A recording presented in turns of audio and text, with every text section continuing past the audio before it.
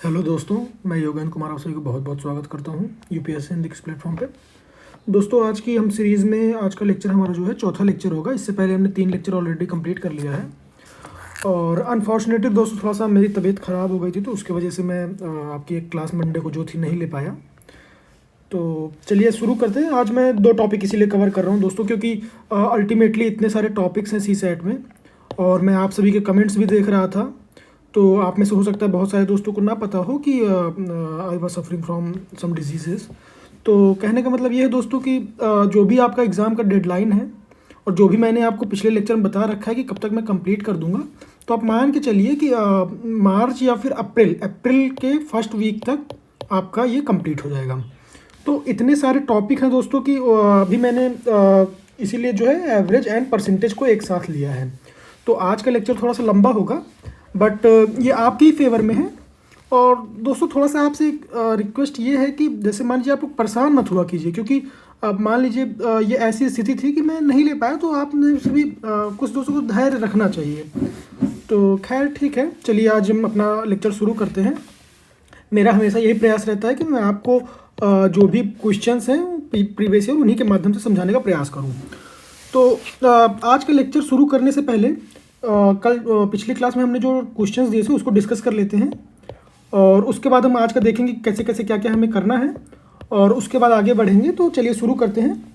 और जैसे मान लीजिए हमने बताया था आपको ऑलरेडी कि एक क्वेश्चन था कि अधिकतम लंबाई x क्या होगी, जिससे कि ये डिजीज मैंने एक्सप्लेन किया था। तो इसमें अधिकतम लंबाई थी, तो इसलिए मैंने बोला था आपको कि HCF पूछा है, यानी हाईएस्ट कॉमन फैक्टर। तो हाईएस्ट कॉमन फैक्टर के लिए मैंने आपको बताया था कि ये आपका हो गया 7/2, क्लियर है। ये आपका हो गया 35/4। तो अब ये 2 नंबर मिल गए आपको और HCF बताना है। तो HCF के लिए मैंने बताया दोस्तों कि अगर ये ऊपर वाले जो 2 नंबर हैं इनका आप HCF ले लोगे, क्लियर है। इनका HCF ले लिए आप तो कितना आ गया, तो ये आ गया आपका 7, क्लियर दोस्तों। और ये जो दो नीचे के जो नंबर हैं इनका आप क्या ले लेंगे, LCM ले लेंगे, ये आ जाएगा 4। तो कुल मिला के HCF आपका क्या हो गया, HCF upon LCM equal to 7/4, clear दोस्तों। ये आप यहाँ से मार दीजिए, ये ऑप्शन सही हो गया। अब बात करते हैं अगले क्वेश्चन की। तो इसमें दिया है कि 5 घड़ियां हैं, क्रमशः 3, 4, 5, 6 और 7 सेकंड के अंतराल पर बजती हैं। किसी समय एक साथ बजने के कितनी देर बाद फिर से एक साथ बजेंगी, क्लियर दोस्तों। यानी बोल रहा है कि 3, 4, 5, 6, 7, क्लियर दोस्तों।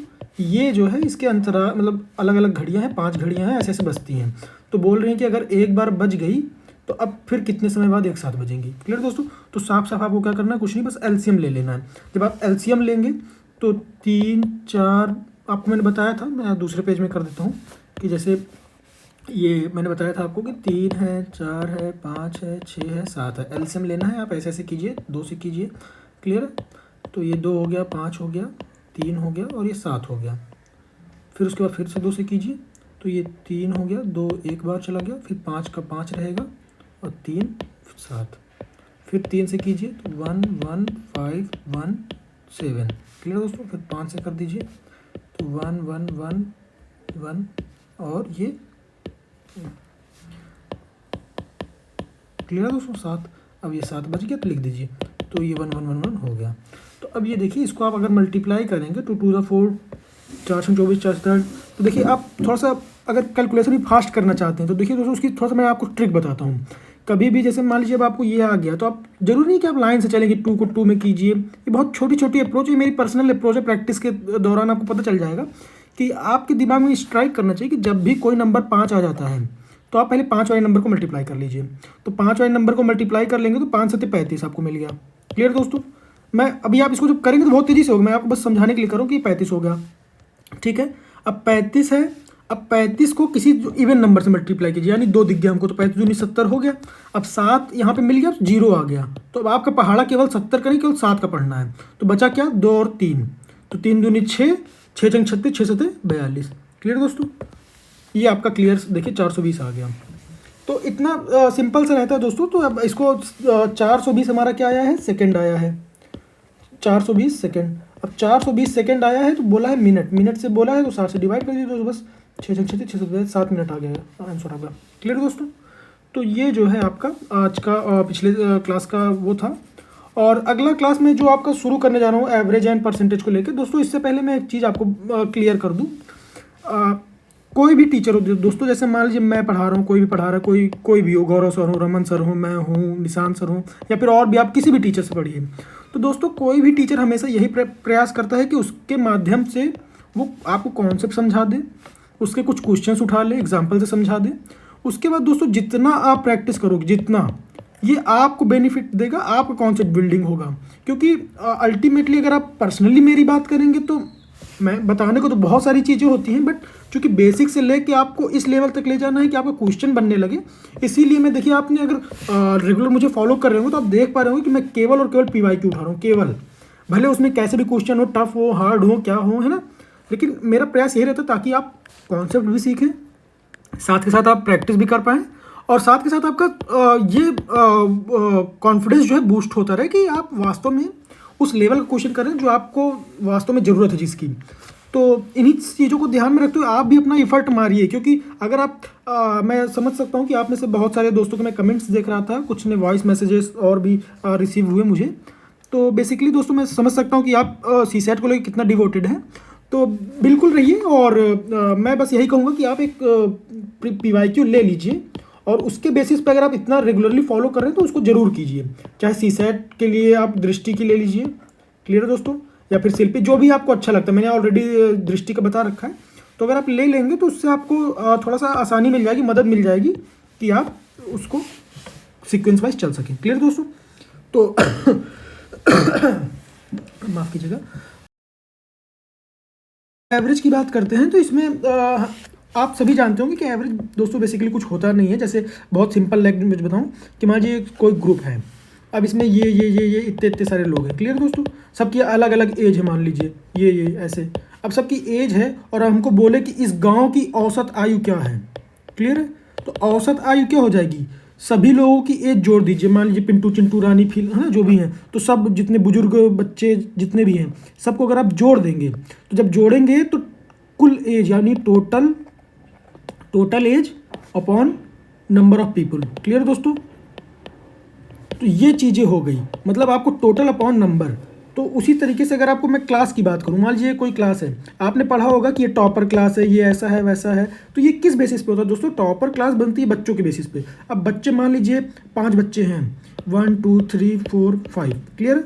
अब इन्होंने कुछ नंबर पाया, इन्होंने कुछ नंबर पाया, सब ऐसे ऐसे नंबर पाए, तो जब सब नंबर को आप जोड़ देंगे तो टोटल नंबर यानी समेसन में दिखा रहा हूँ, ये समेसन का साइन होता है, summation of number upon summation of student, clear दोस्तों। तो ये जो आपको आएगा ये एवरेज आ जाएगा। तो ये तो आपका बेसिक सा हो गया। आपको कुछ बस इतना ध्यान में रखना है कि एवरेज का मतलब होता है, औसत का मतलब होता है कुल कितना था बटे कुल कितना लोग हैं, क्लियर, मतलब कितनी उसमें जो नंबर उन्होंने अर्जित किया वो था, और कितने लोगों ने अर्जित किया, क्लियर दोस्तों। तो ये होता है बेसिकली कि कितने पद हैं, उन सभी पदों का योग कर दीजिए, और टोटल कुल कितनी उनकी संख्या थी, बस यही होता है। तो अब इसके बेसिस पे हम क्वेश्चन देखेंगे, लेकिन इससे पहले हम समझ लेते हैं कुछ छोटे छोटे कॉन्सेप्ट जो हमें क्वेश्चन को क्विकली करने में मदद करेंगे। कि वास्तव में मान लीजिए कोई क्वेश्चन आ गया, तो जो हम पॉइंट्स अभी सीखेंगे उससे हमें ये मदद मिल जाएगी कि क्वेश्चन को कैसे जल्दी से जल्दी कवर करना है। क्योंकि अब आप वहाँ पे समझ रहे हैं दोस्तों कि आप वहाँ बैठेंगे तो है नहीं करने। तो जैसे मान लीजिए एक चीज़ आप ध्यान रखिए कि अगर कोई नंबर है, पहले मैं आपको मैथमेटिकल फॉर्म में लिख देता हूँ कि x करके ऐसे है, x1 x2 x3 ऐसे करके xn तक है, तो उसका एवरेज क्या हो जाएगा दोस्तों, x1 प्लस x2 प्लस ऐसे ऐसे करते जाइए xn, क्लियर दोस्तों, डिवाइडेड बाई कितने टर्म है, 1 2 3 4 करके n तक है, तो n से डिवाइड कर दीजिए। ये जो आपका हो गया, ये आपका बेसिक सा एवरेज का फॉर्मूला होगा, क्लियर दोस्तों। ये बहुत ही इंपॉर्टेंट है, आप में आई होप बहुत लोग जानते होंगे। अब अगर दूसरी बात करें तो अब हमारे काम की चीज़ शुरू होती है कि जैसे मान लीजिए इसमें मैं वेरिएशन कर रहा हूँ कि मान लीजिए जितने भी टर्म हैं x1 x2 ऐसे करके xn, सब में मैं कुछ नंबर जोड़ देता हूँ। मान लीजिए a जोड़ दिया, ठीक है, सब में a जोड़ दी, सब में जोड़ा तो सब में जोड़ा, तो जो इसका एवरेज हमारा आया था, एवरेज मान लीजिए मैं कहता हूँ कि c था एवरेज, ठीक, तो जो नया c डैश आएगा वो c प्लस a हो जाएगा, क्लियर दोस्तों। ये आप इसको इसमें रख के भी देख सकते हैं कि अगर आप सब में a प्लस कर देंगे तो ये लास्ट में क्या बचेगा, ये बच के प्लस an हो जाएगा, है ना। तो फिर आप n से n उड़ा देंगे तो फिर a बचेगा, तो वही चीज़ ये लिखा है। देखिए अगर मैं आपको थोड़ा सा लिख के दिखा दूँ कि जैसे नया एवरेज की बात करूँ मैं, तो ये क्या हो जाएगा, x1 प्लस ए है ना, प्लस x2 प्लस ए है ना, प्लस ऐसे ऐसे xn plus A divided by number तो n ही है। तो अब ये क्या हो गया, x1 plus x2 plus x3 ऐसे ऐसे xn प्लस अब जो ए है ना, तो कितनी बार गया, n टाइम्स ए और डिवाइडेड बाई n। क्लियर। तो ये क्या हो गया आपका x1 प्लस x2 प्लस ऐसे ऐसे xn तक गया बाई n और फिर plus n a upon n. तो ये आप यहाँ से अगर उड़ा देंगे एन से एन तो देखिए ए जुड़ गया बचा। तो वही मैंने लिखा है कि बस आप ये चीज़ें याद कर लीजिए कि अगर किसी नंबर में जैसे मान लीजिए एन नंबर हैं अलग अलग और सब में ए जोड़ दिया गया तो उसका एवरेज भी ए जुड़ जाएगा। अब अगर सब में ए घटा दिया गया तो ये भी घट जाएगा। क्लियर। तो ये चीज़ें होती हैं, ये गुणा और भाग के लिए नहीं है दोस्तों, बस ये प्लस और माइनस के लिए है। क्लियर कि अगर आपने सब में जोड़ा, बस कंडीशन क्या है कि सब में जोड़िए, ठीक है, सब में जो होगा सब में होगा प्लस या माइनस। तो अगर सब में प्लस होता है तो सब में प्लस, सब में माइनस है तो सब में माइनस। क्लियर। ये चीज़ें हैं। अब उसके बाद अगर अगले कॉन्सेप्ट की बात करें तो जैसे मान लीजिए आपको मैंने लास्ट क्लास में बताया था कि जैसे ले लेता हूँ, तीसरा पॉइंट है हमारा ना, कि जैसे मान लीजिए मैंने आपको क्या बताया था कि सम ऑफ एन, आपने पढ़ा होगा कि एन प्लस 1 अपॉन 2। क्लियर दोस्तों। ये सम ऑफ एन क्या है, यानी 1 2 3 4 ऐसे ऐसे करके एन तक गया है, यानी नेचुरल नंबर का सम है। ये इसको नेचुरल नंबर यानी प्राकृतिक संख्या बोलते हैं दोस्तों, ठीक है ना। तो अगर आप पिछला लेक्चर देखे होंगे तो आप समझ पा रहे होंगे, रिकॉल कर पा रहे होंगे कि ये है।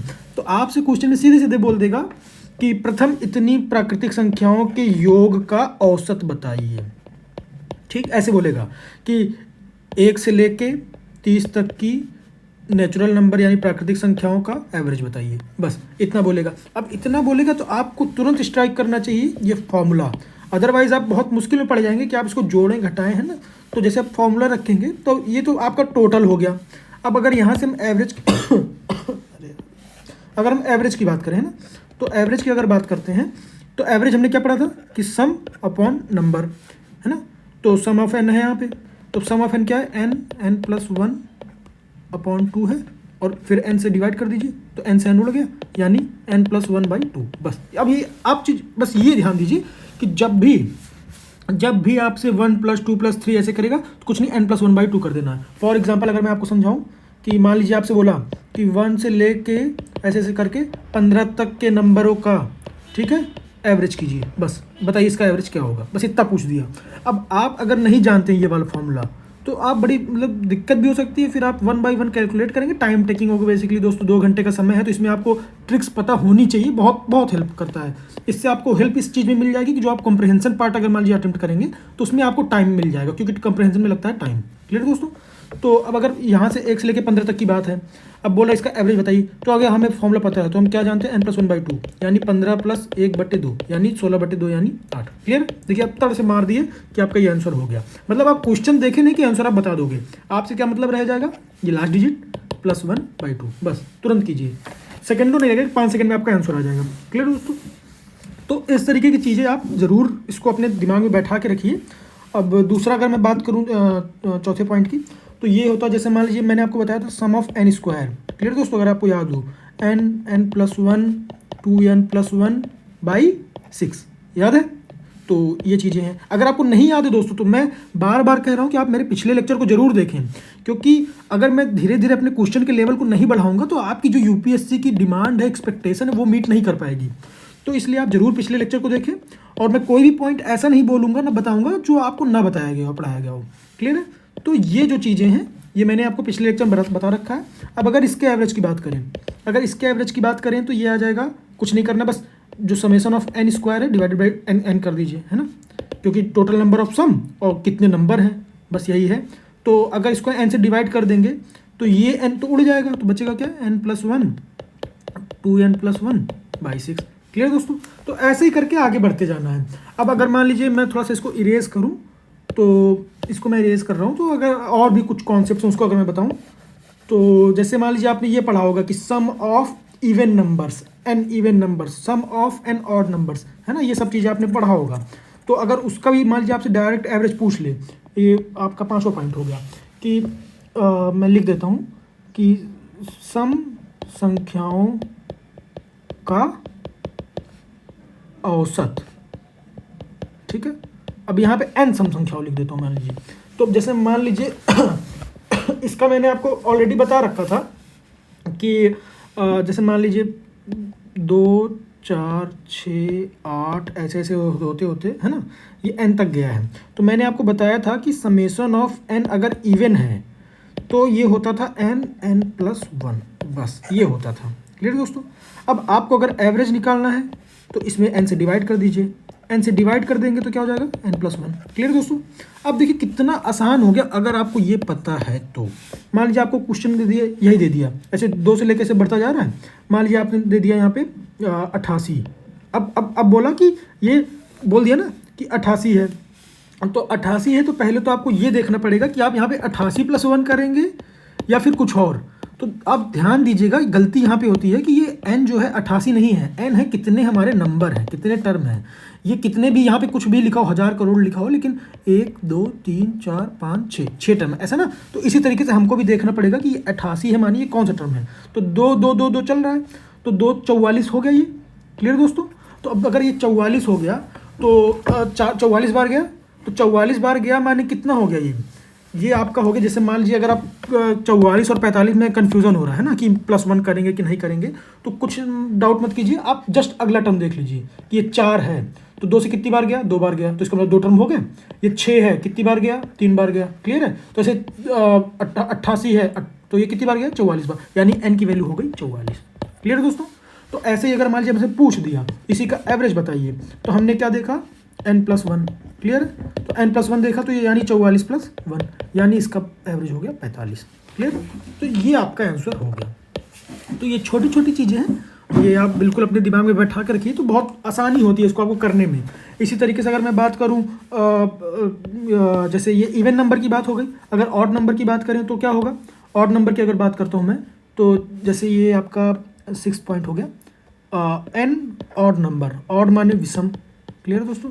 तो ये इसका अगर बात करें तो जैसे हमने पढ़ा था कि 1 स्क्वायर, फिर क्या है, अरे स्क्वायर नहीं, स्क्वायर का तो मैंने आपको बता दिया। ये बेसिकली 1 3 5 7 ऐसे ऐसे होता जाएगा, और ये लास्ट में चला जाएगा, कुछ भी हो मान लीजिए, लेकिन ये n टाइम्स तक गया, n टर्म। ठीक है, n टर्म।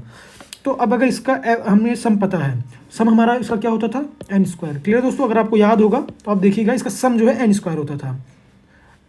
जो आपका ये आएगा, मैं आपको क्लियर बताऊँ, अगर जैसे कि 1 3 5 5 है, अब मान लीजिए यहाँ पे n है ऐसे, तो जो आप 1 + 3 + 5 + 7 करेंगे, मान लीजिए इतने ही ले देता हूँ, तो ये 4 टर्म हो गए, तो ये 4 का स्क्वायर, बस ऐसा ही, यही है कहने का मतलब।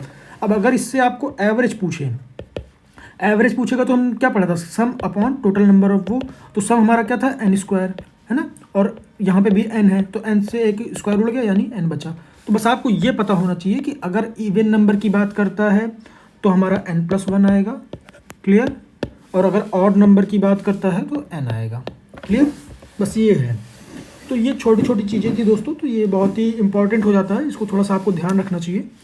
और अब आइए आज के क्वेश्चन पे शुरू करते हैं, ताकि और अच्छे से समझ पाए चीज़ों को कि वास्तव में क्या क्या चीज़ें हैं। अब जैसे आपको अगर रिकॉल करें हम, तो जैसे एवरेज क्या होता है, एवरेज होता है total sum upon total number. Clear है। अगर सभी में प्लस कर दिया कोई नंबर, मान लीजिए प्लस कर दिया सब में a, है ना, या फिर माइनस कर दिया, तो जो आपका नया एवरेज आएगा, न्यू एवरेज भी उसी में, जैसे मान लीजिए कोई टर्म आया एवरेज, उसमें भी +- a हो जाएगा। क्लियर है। अगर सब में +- a है तो ये हो गया। तीसरा हमने क्या बात किया कि सम ऑफ नेचुरल नंबर है 1 से लेकर n तक, तो उसका फॉर्मूला लगा के डिवाइड बाई n कर दिया। ऐसे ही इवन का देख लिया, ऑड का देख लिया, है ना। तो ये छोटी छोटी चीज़ें हैं जो आपको काफ़ी हेल्प करती हैं। अब जैसे देखिए बात करते हैं यहाँ पे क्वेश्चंस की।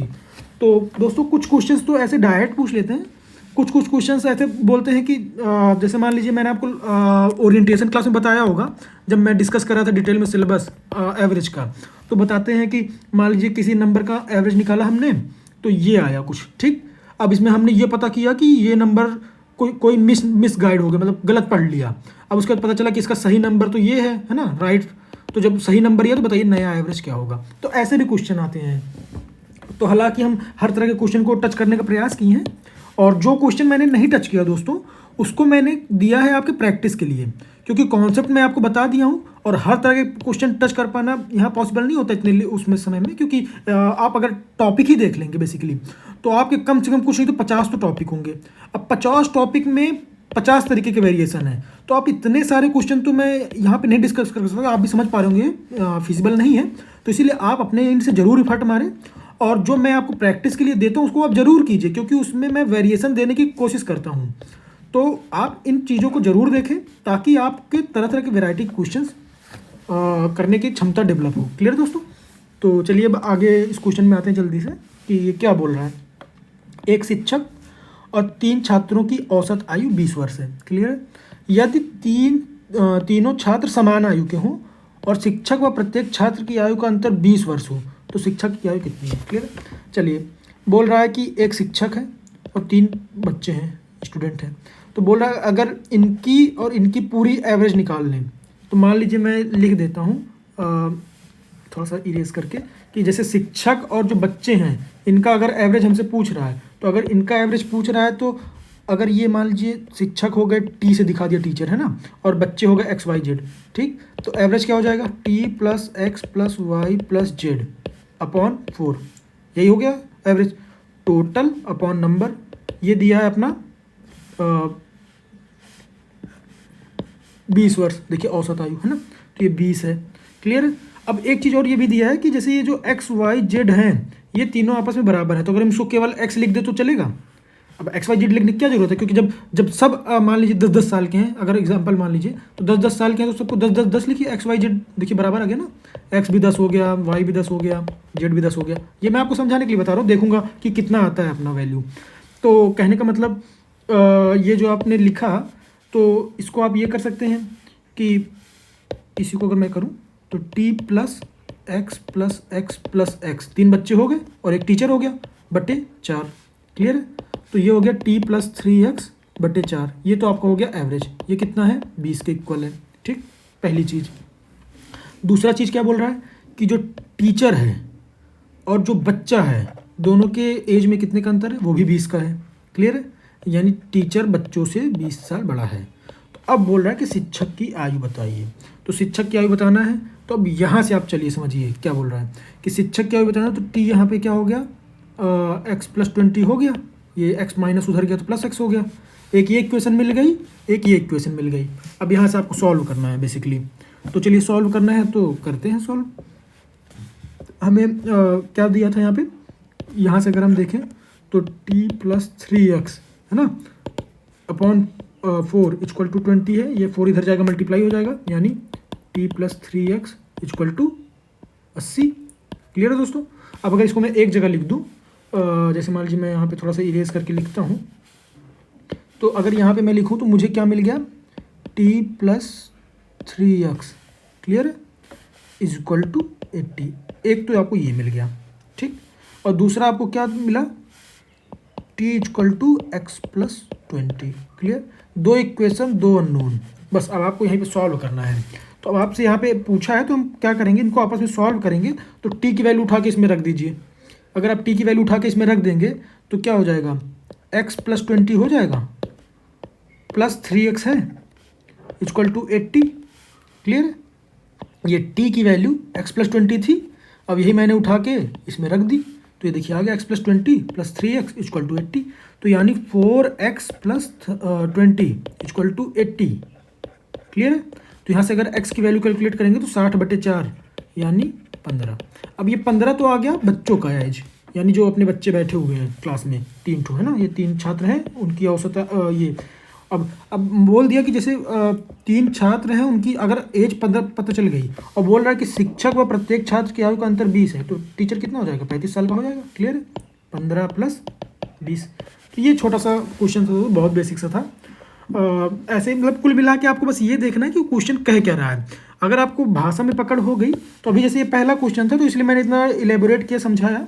अभी मैं अगर थोड़ा सा अप्रोच की बात करूँ, जैसे मान लीजिए अगले क्वेश्चन की बात करता हूँ मैं, कि ये क्वेश्चन क्या बोल रहा है कि X है और Y है, तो यहाँ से कोई व्यक्ति जाता है V की स्पीड से, ठीक, फिर चला आता है V की स्पीड से, फिर जाता है V की V की स्पीड से, फिर 2V, फिर 3V से जाता है वापस, फिर 4V से वापस आ जाता है। क्लियर है? समझ रहे हैं आप कि मान लीजिए कोई यहाँ पे एक जगह है और ये दूसरी जगह है, तो जब शुरू में जाता है तो v स्पीड से चला जाता है, क्लियर। फिर वापस आता है, ये अब आता है तो किस स्पीड से आता है, 2v से आता है। फिर जाता है तब किससे जाता है, 3v से जाता है। और फिर वापस आ जाता है तब किससे आता है, 4v से। यानी स्पीड इसकी बढ़ती गई है। तो अब बोल रहे हैं कि बताइए इसकी एवरेज स्पीड क्या होगी, बस यही क्वेश्चन है, एवरेज वेलोसिटी। ठीक, अगर एवरेज वेलोसिटी की बात कर दिया तो देखिएगा दोस्तों, कुछ करना नहीं है, बस एक छोटा सा दिमाग लगाना है। आपको बेसिक से चलना है, आपको घबराने की जरूरत नहीं है कि क्या दिया है क्या नहीं दिया है ना। कुछ लोग आप में से अगर कुछ लोग जानते होंगे तो आप लोग पढ़े होंगे, तो रटे होंगे या फिर क्या, तो दिमाग नहीं लगाना है। बस अगर आपसे एवरेज की बात किया, एवरेज स्पीड यानी कुल दूरी, क्लियर है दोस्तों, राइटिंग थोड़ा सा खराब है बटे कुल समय, क्लियर है दोस्तों। यानी जो आपका टोटल डिस्टेंस है, टोटल डिस्टेंस हो गया और टोटल टाइम हो गया, क्लियर। बस ये आपको कैलकुलेट करना है।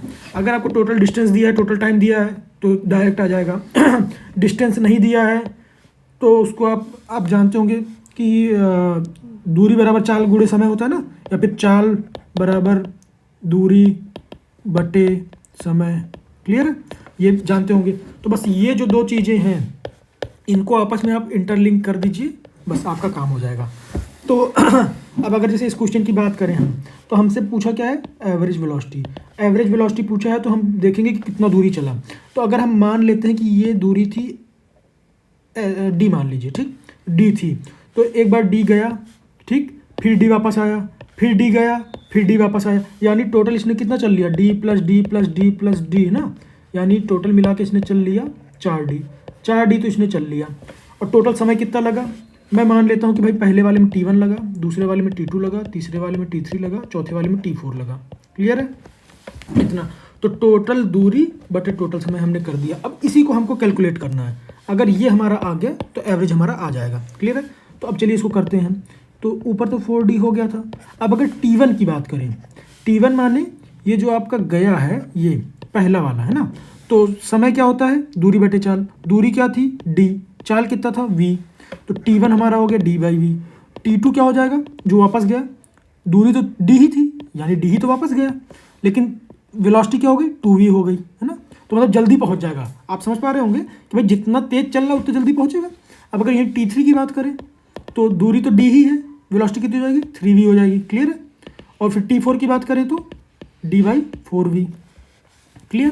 तो ये चीज़ें हैं जो आपको समझना है कि ये यहाँ से गए, फिर यहाँ वापस आ गए, फिर ऐसे गए, है ना, फिर इसके बाद वापस आ गए। तो यहाँ पे एक T1 लगा, फिर T2 लगा, T3 लगा, T4 लगा। और समय क्या होता है, दूरी बटे चाल d बाई वी, फिर दूरी बटे चाल d बाई 2v, है ना, ऐसे ही बढ़ता चला, क्योंकि दूरी तो d ही है। तो अब यहाँ पे अगर मैं लिख दूँ इसको, इस चीज़ों को, कि अपना ये 4d था, तो T1 क्या हो गया, d बाई वी, T2 क्या हो गया, d बाई 2v, T3 क्या हो गया, d बाई 3v, T4 क्या हो गया, d बाई 4v, क्लियर।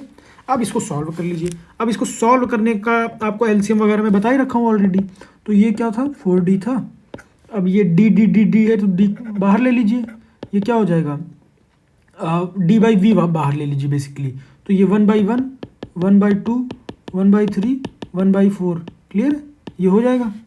तो अगर ये ऐसा आपका हो गया, अब इसी का एलसीएम लेना है बस, और d से d उड़ गया। अब इसको सॉल्व ही करना दोस्तों बेसिकली। अब मैं इसको थोड़ा सा इरेज करूँगा।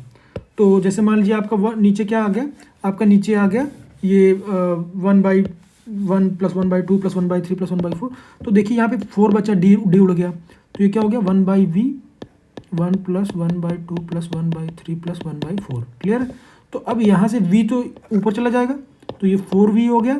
और जो आपका ये 1 प्लस 1/2 प्लस 1/3 प्लस 1/4, अब इसका अगर आप एलसीएम लेते हैं तो 4v अपॉन इसका एलसीएम आएगा 12, क्लियर है। आप करके देख लीजिएगा, क्योंकि 4 3 12 सीधे सीधे दिख भी रहा है ये। तो 12 हो गया एलसीएम, तो ये कितना हो जाएगा, 12 प्लस 6 प्लस 4 प्लस 3। बस इसको अब आप कैलकुलेट कर दीजिए तो आपकी वैल्यू आ जाएगी।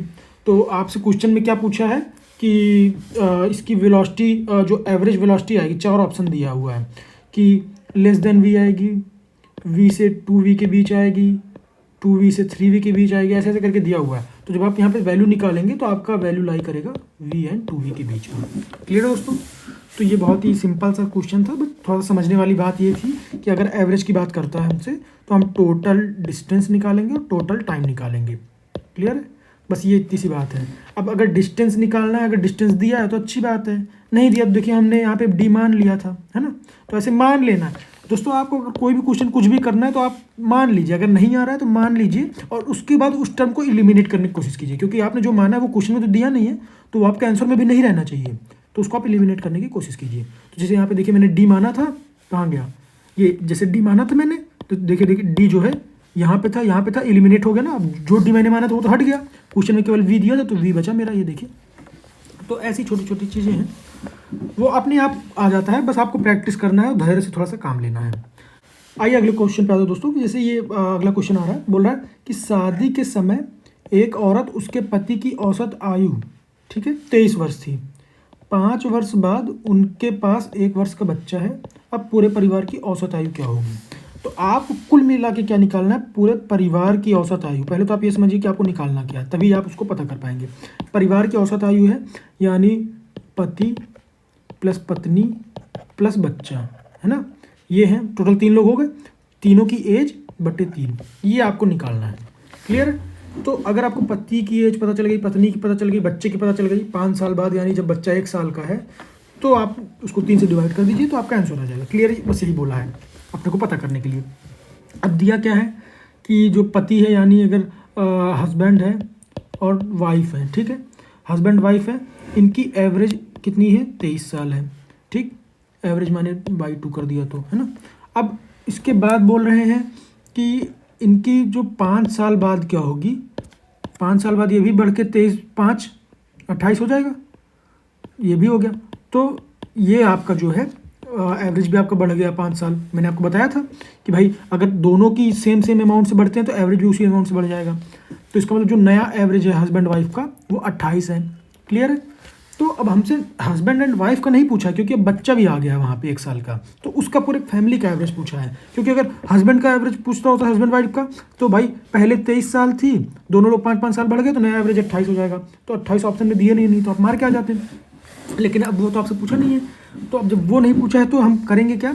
पहले हम निकालेंगे कि ये जो हस्बैंड है, ये जो वाइफ है ना, हस्बैंड वाइफ है और जो बच्चा है, तो बच्चे की एज तो पता है हमको 1 साल है ना, 1 साल ये दिया है। अब अगर हस्बैंड प्लस वाइफ की एज पता चल जाए हमें 5 साल बाद तो हमारा काम हो जाए। तो हमने यहाँ से क्या निकाला? ये आपने कैलकुलेशन किया, आपने ये निकाला कि हस्बैंड प्लस वाइफ कि जो 5 साल बाद है ना, उनका जो नया एवरेज था 28 था। यानी हस्बैंड प्लस वाइफ अगर डैश डैश दिखा दूँ बाई 2, एवरेज तो यही होता है, इक्वल टू 28। ये 5 साल बाद हो गया था, तो husband dash plus wife dash यानी 5 साल बाद ये कितने हो गया? 28 दूनी 56, 56 तो हो गया इनका एज, यानी दोनों को मिला के। तो अगर परिवार की बात करें तो husband dash plus wife dash है क्योंकि उस समय बच्चा भी है, तो ये कितना हो जाएगा? 56 प्लस बच्चा 1 साल का बटे 3 यानी 57/3। अब आप इसको डिवाइड कर देंगे तो बहुत क्लियर कट आ जाएगा कि 3 एकम 3, 3 9 27 यानी 19। अब देखिए एवरेज घट के फटाक से, अब आप सोच पा रहे होंगे कि बच्चा नहीं था तो पूरे परिवार का एवरेज कितना था? 28 था, है ना, 5 साल बाद। और बच्चा आ गया तो घट के देखिए खट से 19 साल हो गया। तो आप समझ पा रहे होंगे कि एवरेज कितना अच्छा खासा वेटेज होता है कि जो भी नंबर ऐड हुआ, अब ये 56 यानी जो इसका एवरेज था 28 जो भी, तो अगर उससे कम है तो एवरेज देखिए घट के आपका 19 हो गया। अगर यही बहुत ज़्यादा बड़ा होता तो एवरेज भी बढ़ता। तो वही चीज़ क्लास का परफॉर्मेंस, जैसे मैंने आपको एग्जांपल बताया था कि भाई क्लास में अगर सारे बच्चे अच्छा परफॉर्म कर रहे हैं तो क्लास का एवरेज अच्छा जाएगा। अगर कोई भी एक बच्चा उसमें से जो फेल हो गया, कुछ हो गया, तो एवरेज बड़ा तेज़ी से घटता है दोस्तों। क्लियर है? तो ये चीज़ें हैं, ये छोटी छोटी चीज़ें थी जो मैंने आपको बताने की कोशिश की। अब इसके बाद आते हैं दोस्तों प्रतिशत पे, और उसके बाद मैं आपको दिखा दूं। तो जैसे मान लीजिए ये कुछ क्वेश्चंस मैंने दिए हैं कि जो मैंने आपको डिस्कस किया था, उसके बाद जैसे कुछ क्वेश्चन जो मेरे वेरिएशन के रह गए हैं उसको मैंने प्रैक्टिस के लिए दिया हुआ है, तो इसको मैं आपको बाद में करने के लिए दूंगा। तो चलिए परसेंटेज की बात करते हैं। तो परसेंटेज की अगर बात करें तो सीधी सी बात है कि आप जानते होंगे कि प्रतिशत यानी 100 में प्रतिशत, अगर बहुत क्लियर कर बोलें यानी परसेंटेज यानी इन 100। अगर इन शॉर्ट बात करें देसी शब्दों में, लोग बोलते हैं ना कि प्रतिशत यानी इसका कितना परसेंटेज होगा। यानी अगर मान लीजिए मैं आपको एग्जांपल के माध्यम से समझाऊं कि आपको किसी ने 50 रुपया दे दिया, ठीक। अब बोला कि इसका जो है 30% आपको किसी फलाने मान लीजिए पिंटू को देना है। अब पिंटू को देना है 30%, 50 रुपया है, तो 50 का 30% कितना हो जाएगा? 5 तिहाई 15, यानी 15 रुपये आप दोगे। अब प्रतिशत कैसे निकाले आप? अब आप समझिए कि प्रतिशत का मतलब होता है जैसे x% बोल दिया, ठीक है, तो x% मानिए x/100वां हिस्सा, ठीक। अगर हिस्सा की बात करें तो x/100वां हिस्सा होगा।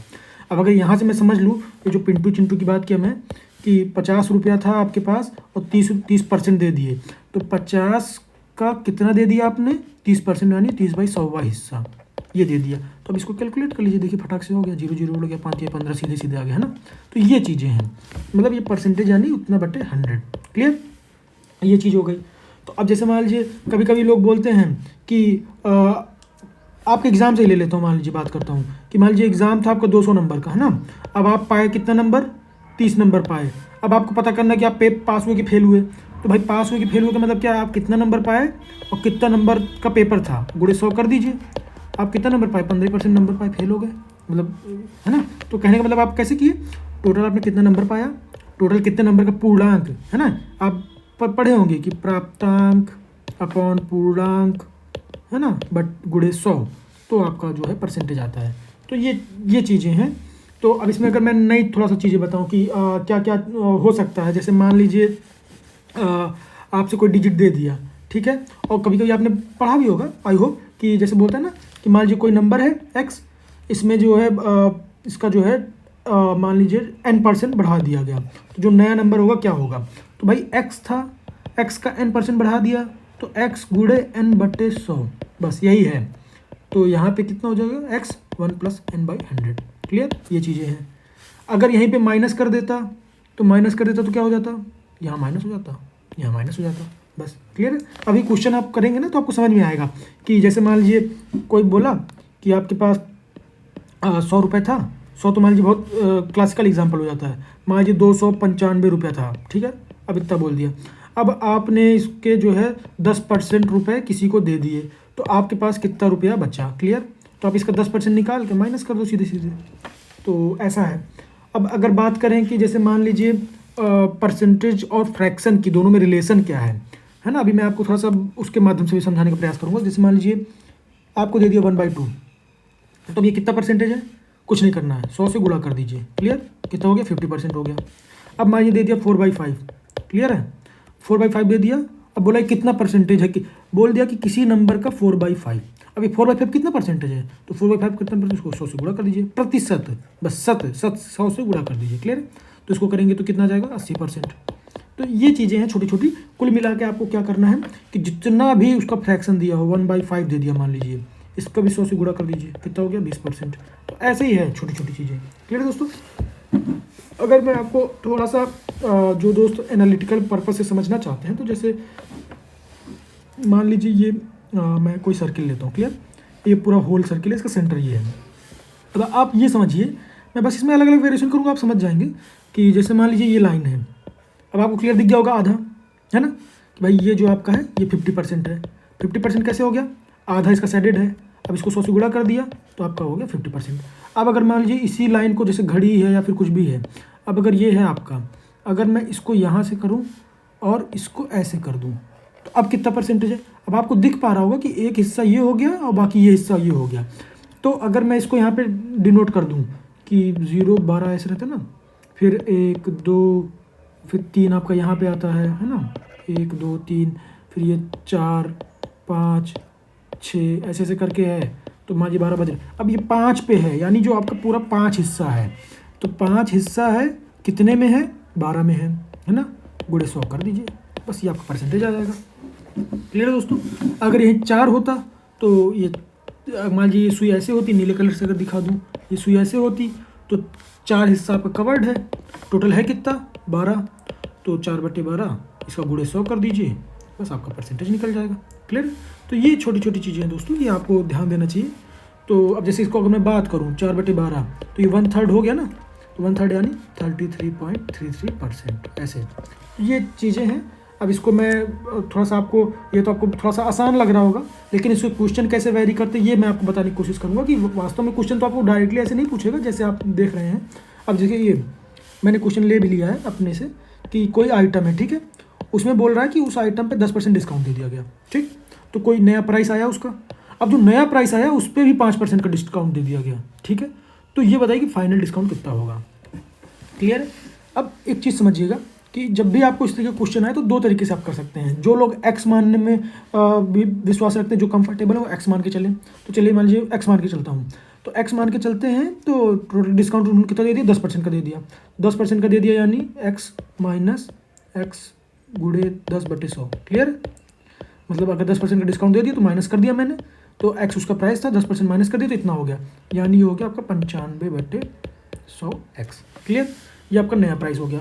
अब बोल रहा है इस प्राइस पे 5% का डिस्काउंट दे रहे हैं। अब अगर इस प्राइस पे 5% का डिस्काउंट दे रहे हैं तो इसका मतलब क्या हो गया, 95/100 एक्स तो आपका रुपया था। क्लियर। इसमें आपका 5% का डिस्काउंट दे दिए, ठीक है, 5% का दे दिया यानी 5/100। क्लियर। अब आप यहाँ पे देखेंगे तो अगर आपको नहीं पता है तो आप ये तो गलतियाँ क्या कर सकते हैं कि भाई एक बार 10% का दिया, एक बार 5% का दिया तो टोटल कितना 15% हो गया। अब अगर आपको ऑप्शन में दे दिया है 15%, मार के आ गए तो ये गलत हो जाएगा।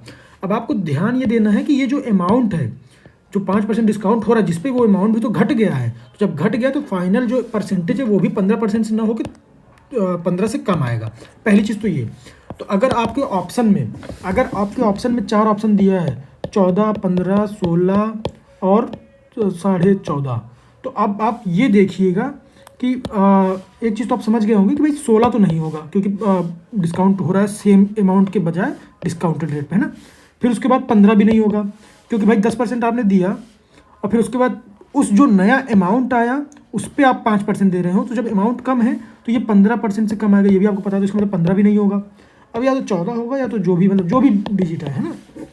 तो कहने का मतलब अगर इस तरीके के क्वेश्चंस आ जाते हैं तो अब इसको करने का सबसे आसान तरीका यही होता है कि जैसे मान लीजिए अब आपको ये दे दिया तो अब आपने ये पता कर लिया, अब आपको ये पता चल गया है, तो अब आप देखिए मैं स्टेप बाय स्टेप करता हूँ कि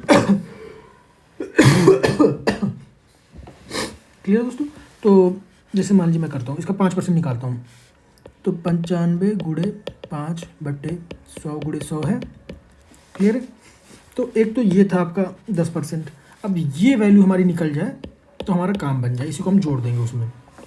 तो 95 का 5 में मल्टीप्लिकेशन कर दीजिए, कितना आ रहा है, 95 का 5 में मल्टीप्लिकेशन 5 में 25, 5 9 45, 45 1 46 1 47 बट्टे 1 2 3 4, है ना।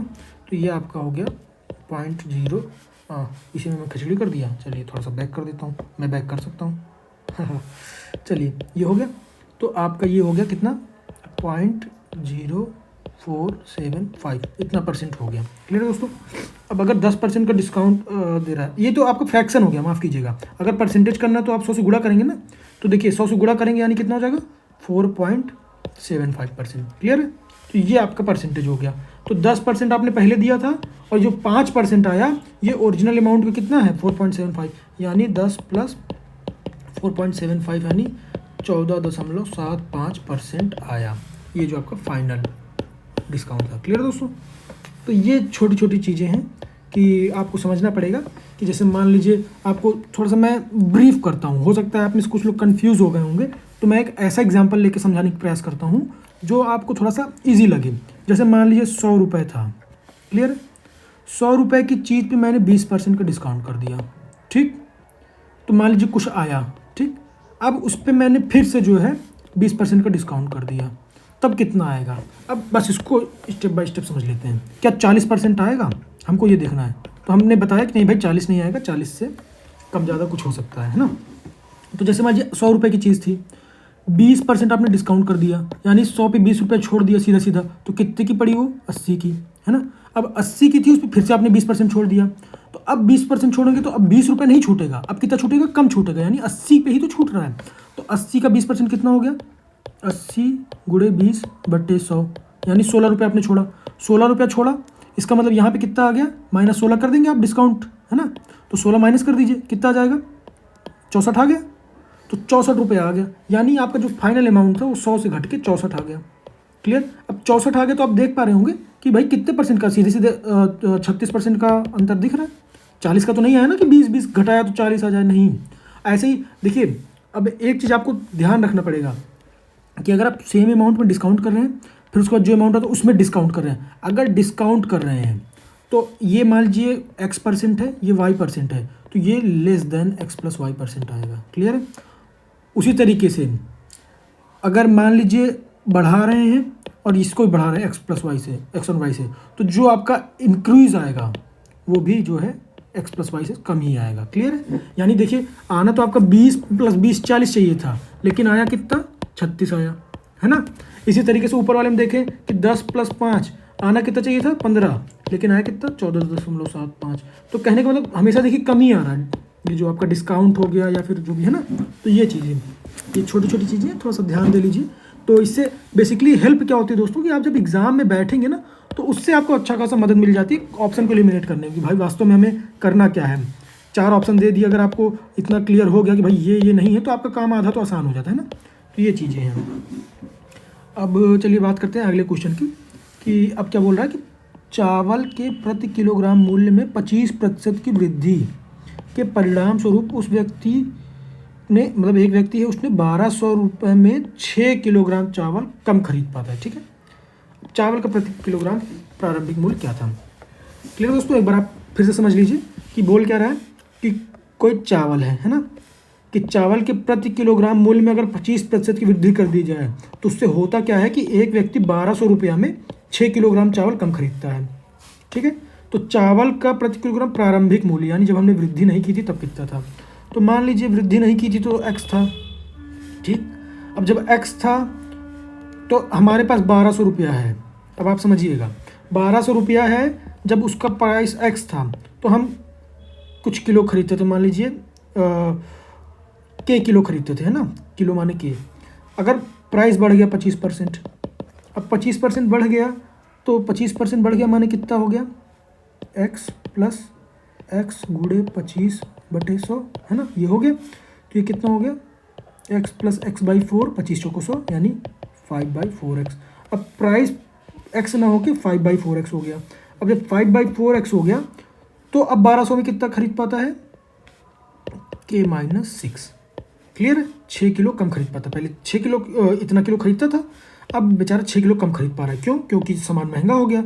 सामान महंगा हो गया, रुपया 1200 ही है, तो पहले इतना खरीदता था, अब इतना खरीद पा रहा है। तो वही बता रहा है कि बोलिए कि चावल का जो प्रति किलोग्राम मूल्य था प्रारंभिक कितना था। क्लियर है, यानी x की वैल्यू आपको बताना है।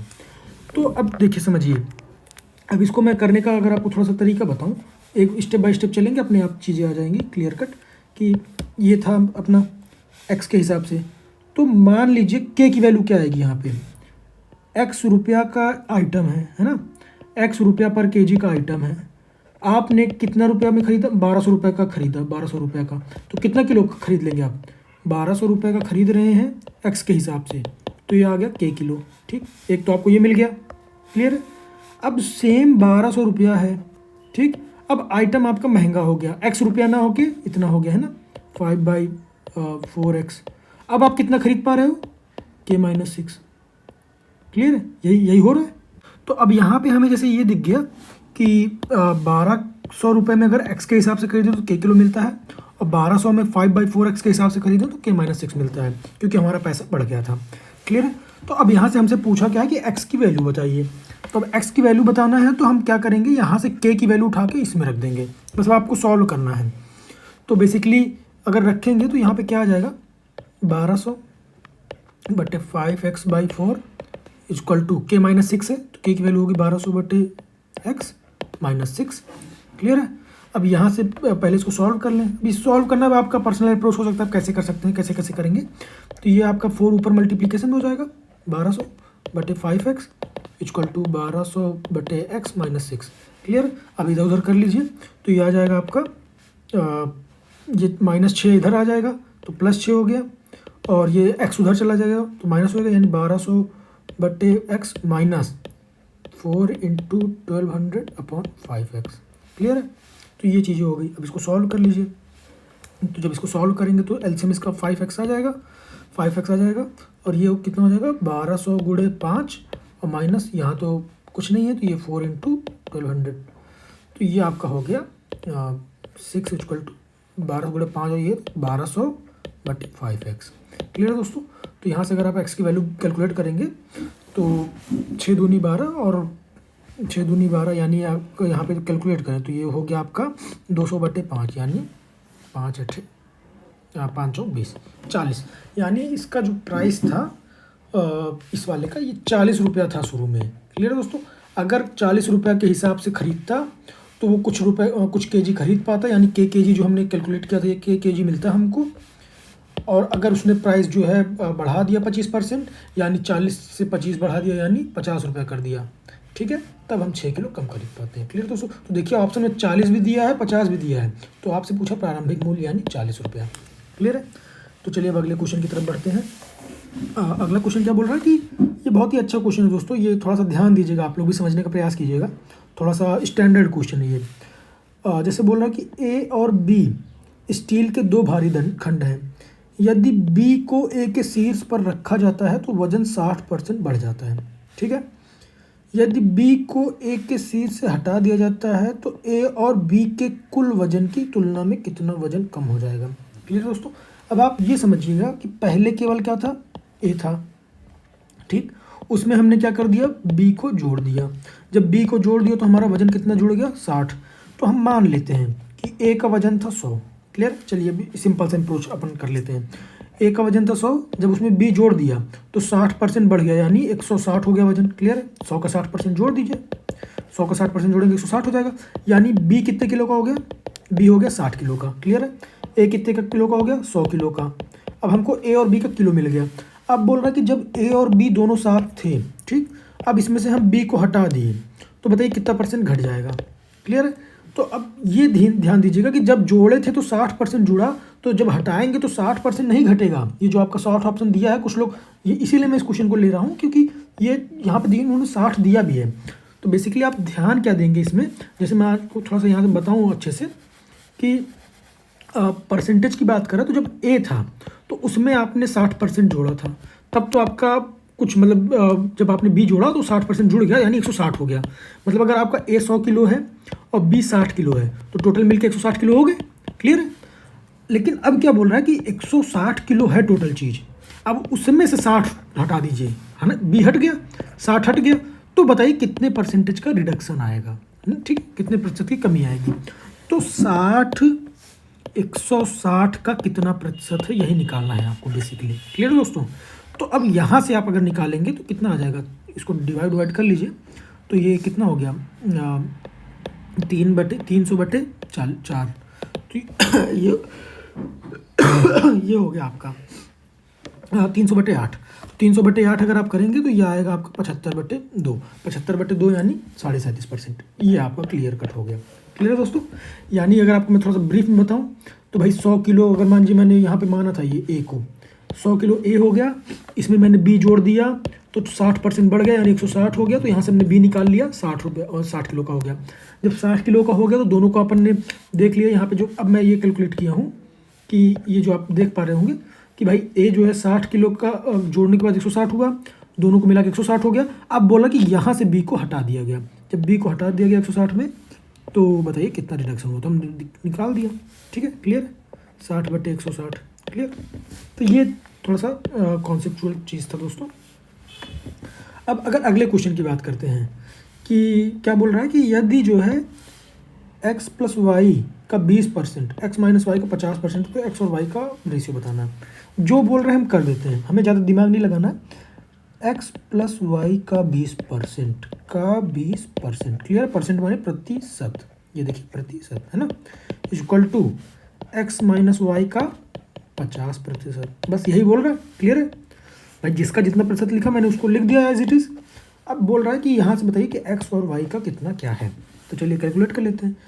तो अब यहाँ से 100 से 100 उड़ा दीजिए, उड़ गया, x + y, 0 से 0 भी उड़ा दीजिए, उड़ गया, equal to x - y × 5। Clear. अब जब यहाँ पे 2x + 2y equal to 5x - 5y, अब यहाँ से x/y का वैल्यू पूछा तो कर देते हैं क्या होगा। यहाँ पे ले आइए, ये क्या हो गया,